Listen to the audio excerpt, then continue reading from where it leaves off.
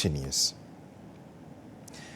Human remains believed to be of Silvanus Tubei, the former Kerio Valley Development Authority (KVDA) managing director, were on Thursday exhumed at his property in Chepkurmum by a homicide squad from the DCI for DNA testing, if indeed they are Tubei's or not. Tubei went missing 12 years ago, and his case closed later as two main suspects for his disappearance had been acquitted when the court found not enough evidence against them.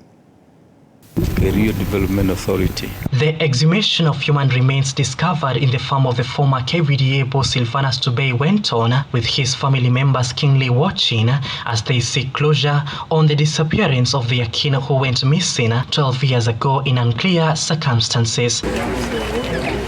The exhumers, led by the DCI forensic team, first met this blanket, which was said to have been used to cover the body. No one saw him leave this place, and he has never been seen since that time. Tulipata challenges mingi sana mpaka sasa tuli keep up.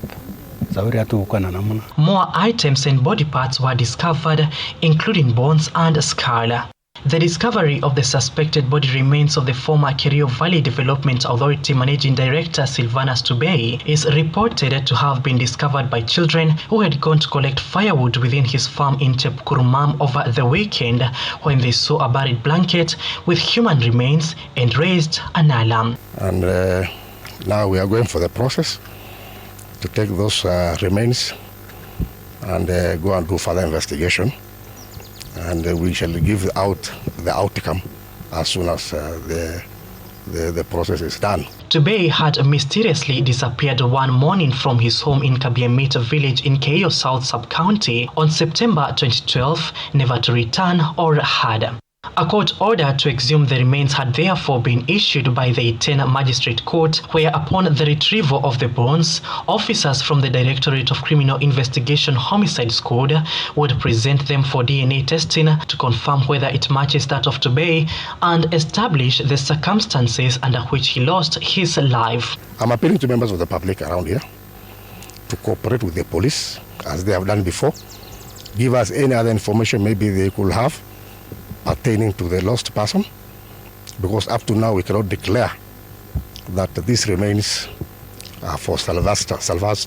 The former KVDA managing director oversaw the construction of the multi-billion-dollar Turkwell Dam, in which KVDA was the implementing agent, and the construction of the corporation KVDA 14-story towering headquarters in Eldoret. His family had been questioned, with one of his two wives arrested, along another suspect, after being found in possession of Tubei's phone.